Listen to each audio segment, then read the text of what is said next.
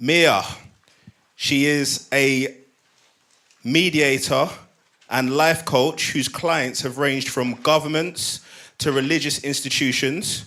She's a London-born peacemaker, and her talent lies in helping people resolve issues intelligently.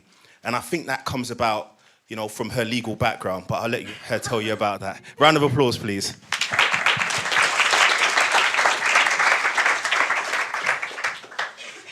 Hi. Can everybody hear me? Great. Thank you for that lovely introduction. We're going to be doing a little bit of jigging about because I want to show you some slides, but also a short video, so hopefully that will work.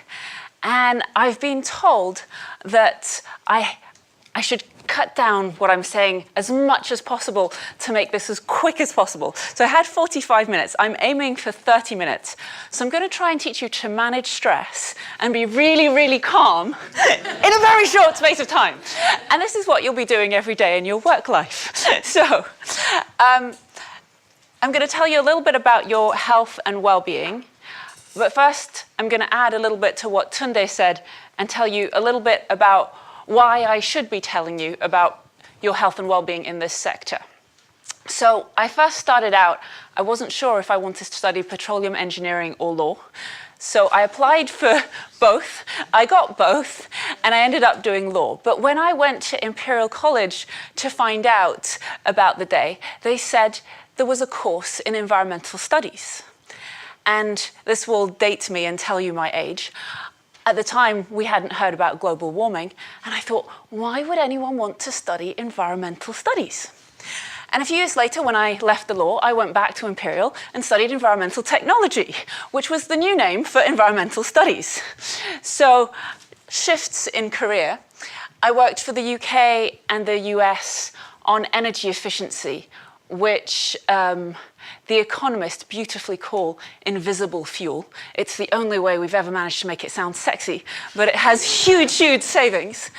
And some of my interesting clients have been the government of Mongolia, and I facilitated between different parts of the government to try and help them sort out their energy legislation.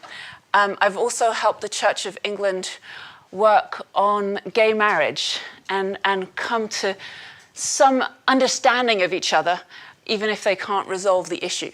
So I'm also a health coach, and what's underpinned everything I've done for the longest time is I have a mindfulness practice. I practice every day.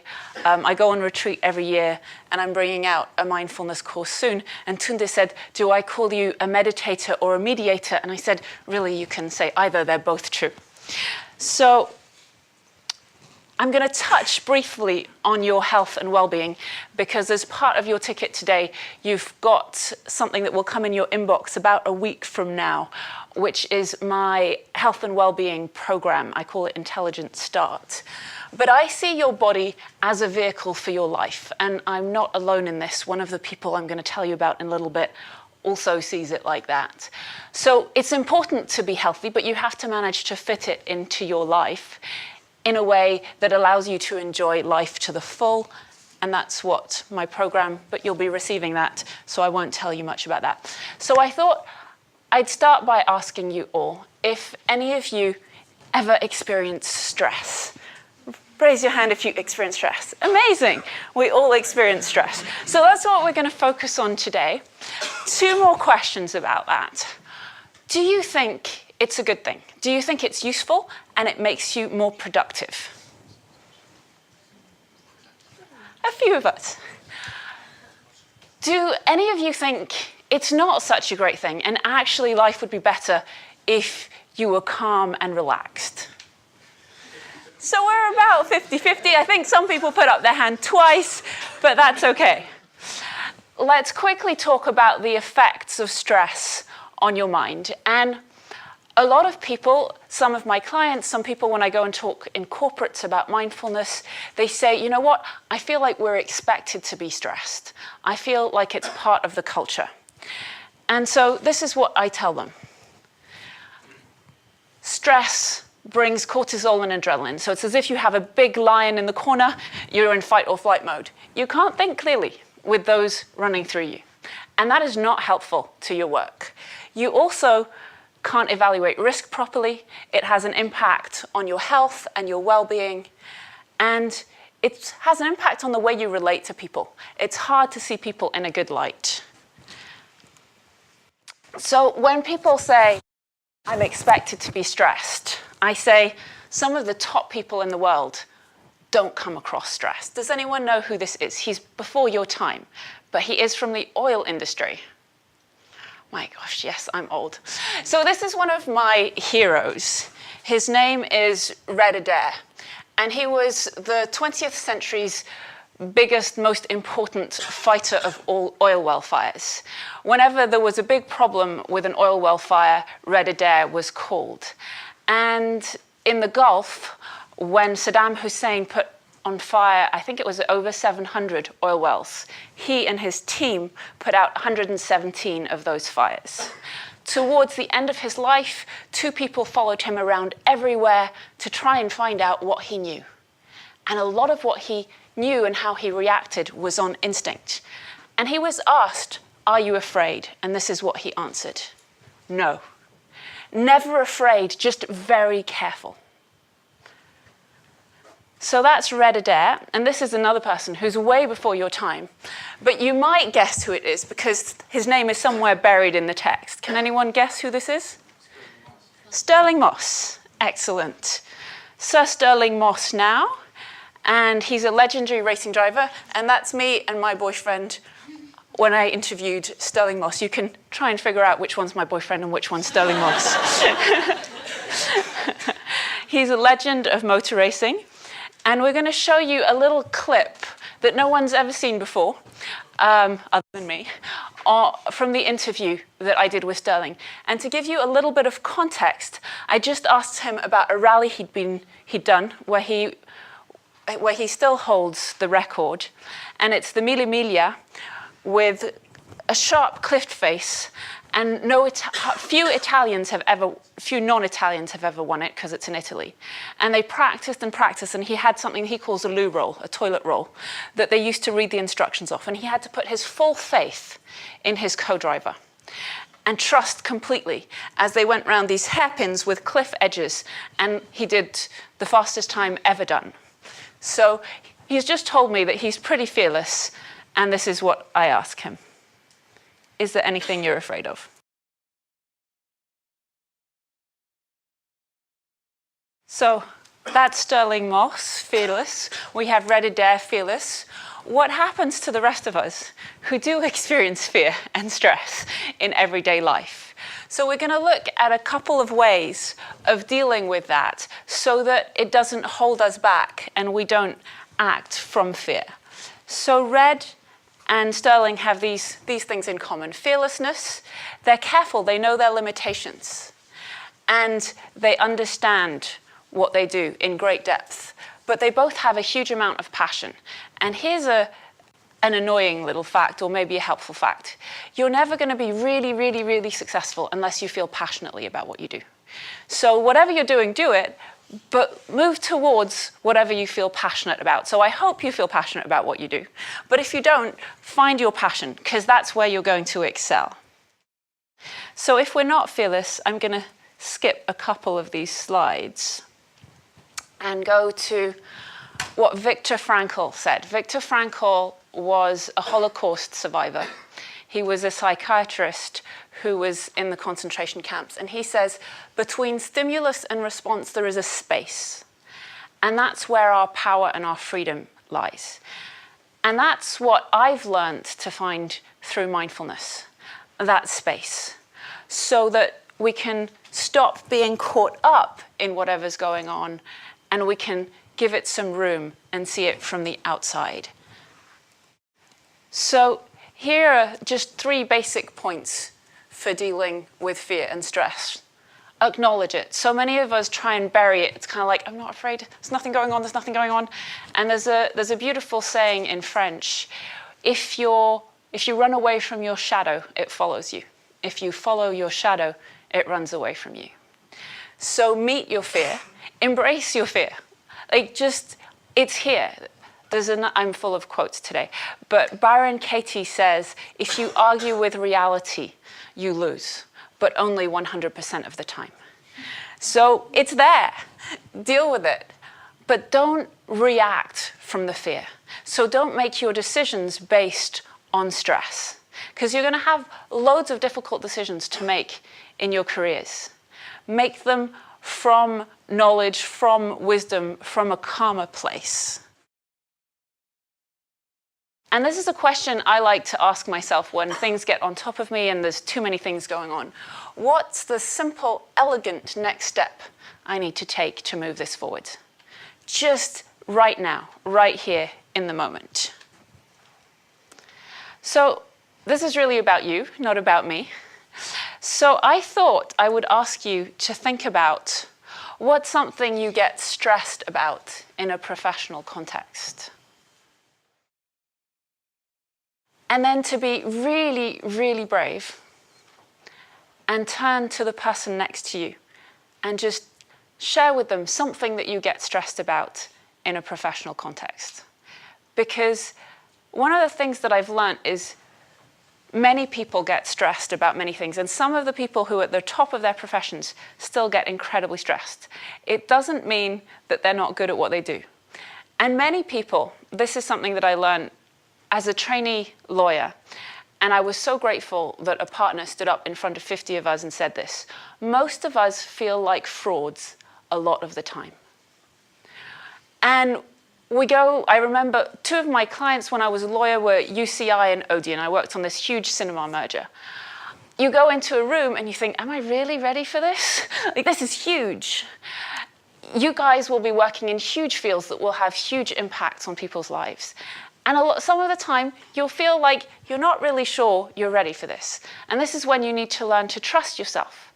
But also, maybe you can acknowledge briefly to someone next to you a small thing that stresses you out in your work life. So over to you. Turn to the person next to you.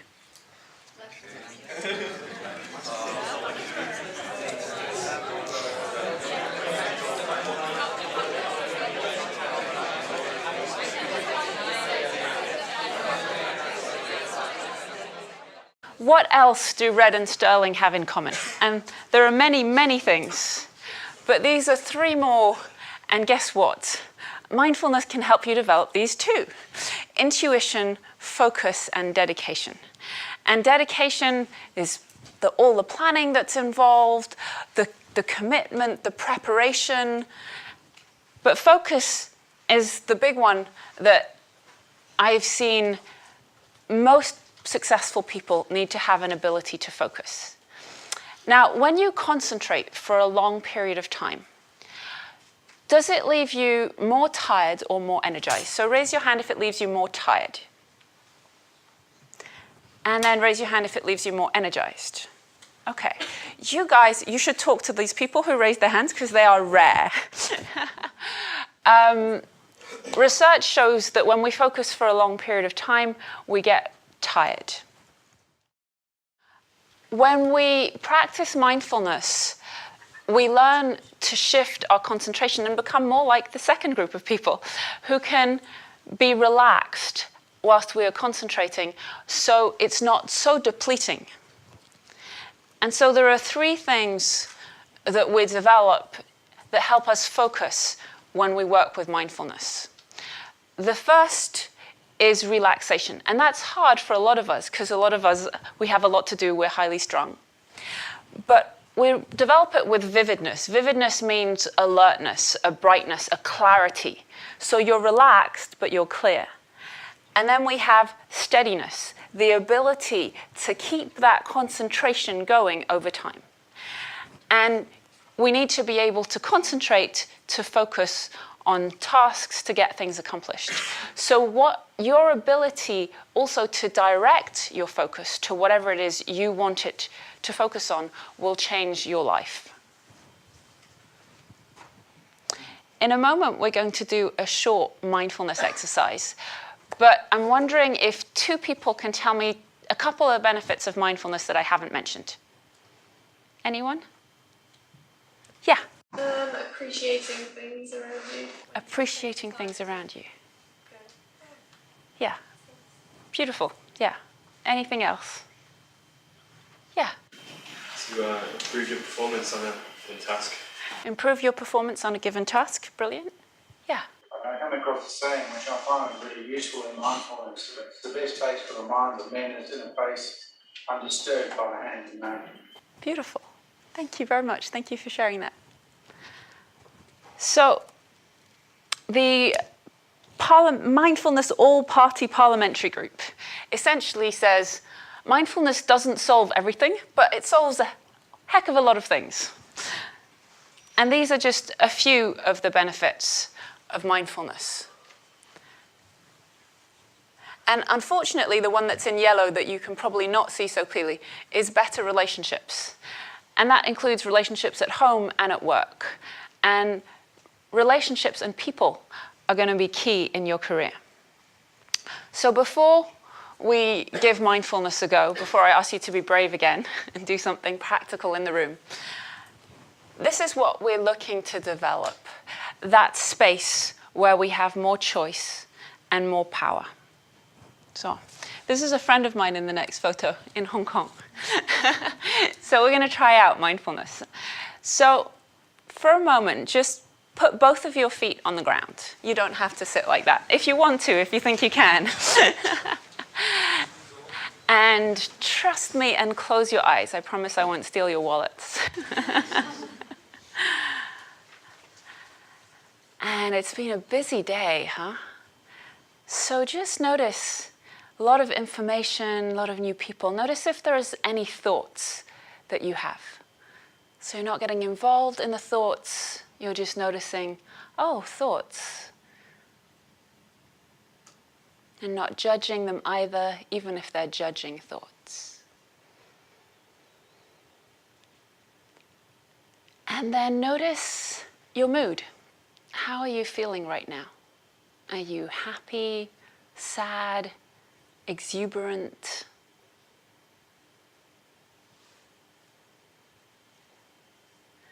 And there's that kind of mix between the physical and the emotional, that kind of, are you feeling calm? Are you feeling restless? Are you feeling energized, depleted? So just notice that without having to fix it, just observing.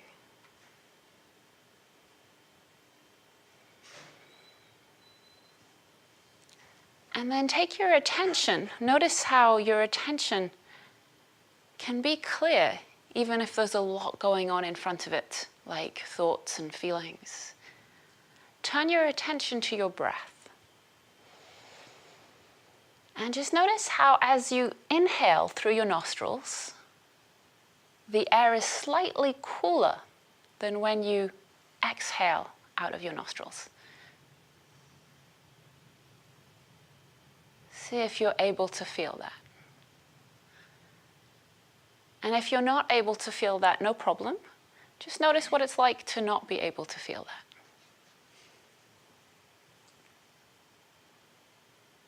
And then let's take a deep breath in.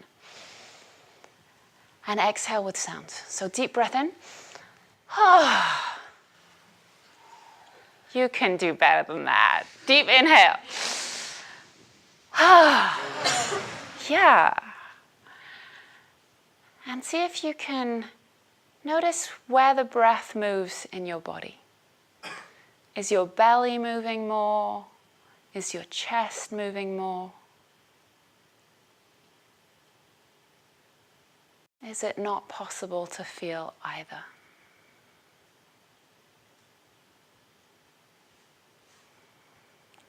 If it's available to you, just take your attention down to your belly. You may even want to be brave enough to put a hand or both hands on your low belly.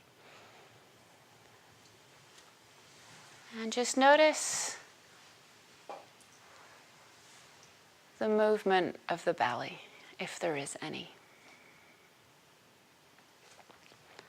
And then see if you can direct your breath into the belly.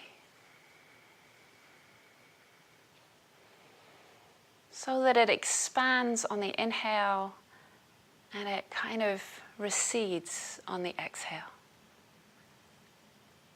Maybe you can, maybe you can't.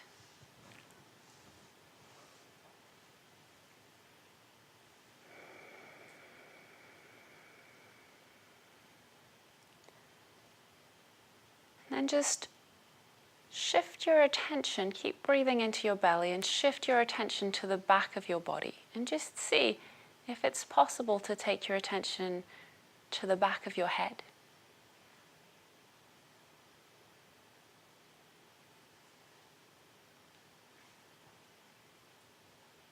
Your back, upper back, mid back, low back. Just spend a little while feeling your shirt, your top against your skin. Really simple sensations, not so exciting.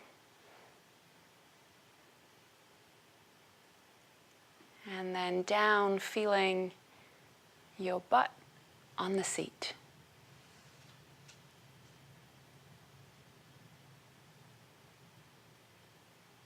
The backs of your legs on the seat.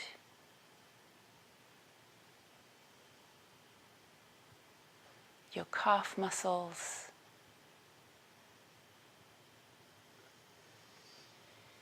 Your feet against the ground. And is it different to feel the ground against your feet?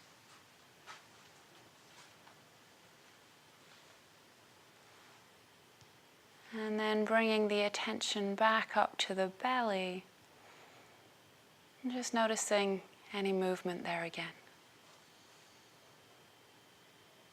And when you're ready, slowly opening your eyes and taking in the room. So that was a little whirlwind tour of mindfulness. People have very different experience of it. For some people, that's deeply relaxing. For some people, they're just really aware that they have loads and loads of thoughts. And for some people, it's like, why am I doing this? This is such simple stuff, and my brain is capable of so much more. So there's a whole range of responses to that. And whatever response you had is absolutely fine. I would ask you, but I'm going to move on in the interests of time. I just want to check in. Did anyone get a sense of that space where you could not just react to something, but maybe there was a space to choose how you would respond? Did anyone get a little sense of that? Yeah, a few nods. Okay, cool. Then my job's done, I can go home. So, just some little takeaways. I've told you that if you argue with reality, don't judge it. If you find yourself judging stuff, don't judge the judgment. Otherwise, you can end up in a big loop. 3 things you can do in any situation, in any meeting, that can serve you for the rest of your life. Breathe into your belly, be aware of the back of your body, and feel your feet on the ground. If you're ever stressed in a meeting, no one knows you're doing that, and it is a very grounding, settling process. We talked about Sterling Moss and Red Adair and knowing your limitations. So in whatever sphere, mindfulness or something else, I just wanted to say a couple of words on how you grow as a person. And so in the center, we have our comfort zone. And when we grow, we're trying to expand that. So we're more comfortable with things that we're currently less comfortable with. So we're becoming comfortable with discomfort. And outside of that, this is Sterling was telling us that he lives here, on the edge of his, what I would call his optimum growth zone. So he pushes everything right to the edge, and that's how he grows. And so this is the space where you feel a little bit uncomfortable, but you're not totally overwhelmed. This is the space where you're totally overwhelmed. And when you're totally overwhelmed and in trauma, you go into trauma, essentially. And then your comfort zone shrinks and gets smaller. So that's just a guide for when you're learning and growing and setting goals and pushing yourself. You want to be in that blue zone. And sometimes when you think everything's going to pot, I like this quote: just when the caterpillar thought the world was over, it became a butterfly. As I was preparing for this talk, I kept thinking, what are the things I wish I'd known before I embarked on my career? And to be honest, I ended up with sort of more than an A4 sheet of them.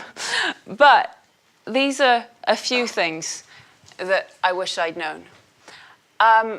So the first one we've covered: what got you to good will not get you to great.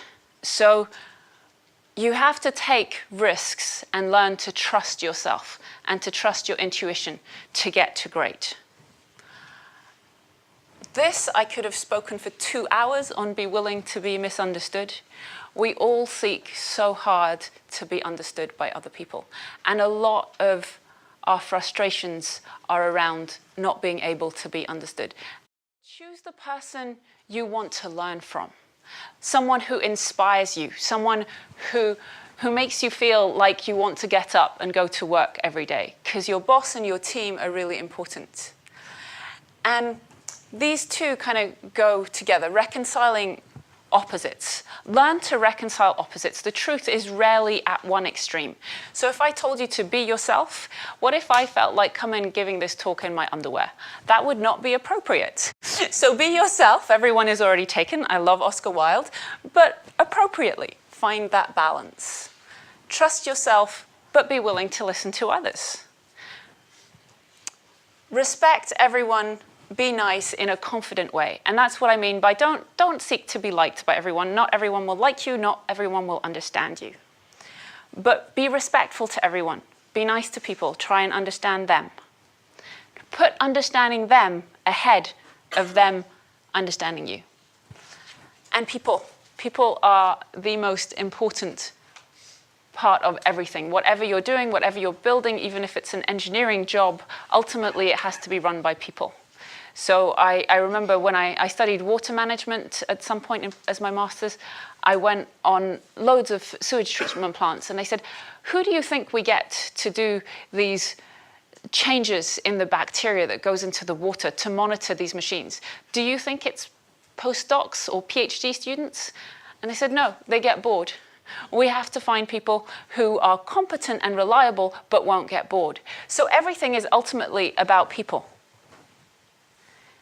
And this is wisdom from the London Underground. Take care of yourself. You are the only thing you have control over. So take care of yourself, make the most of you as an asset in every sense. But everyone else is really important too. So spend time with the people that you love. And you'll have a lot more of this in bite-sized chunks in your inbox. The Intelligent Start program is really simple. So it's simple changes, and don't think you're too intelligent to do simple things, because simple changes will turn the whole tanker. So if you concentrate on implementing the simple things, they will change the whole of your life and you won't have to worry about them. And the last thing I'm going to show you is the quotes that I use for myself when I deal with people, particularly difficult people in difficult contexts, especially in my mediation. Marianne Williamson, who was quoted by Nelson Mandela, she says, the way of the miracle worker is to see all human behavior as one of two things, either love or a call for love. And I know that sounds quite emotional in some ways, but every human being is looking for love. That's what we spend our life doing. And so when people behave really, really badly, that means they're in a really bad place and they're really shouting out for love. Thank you.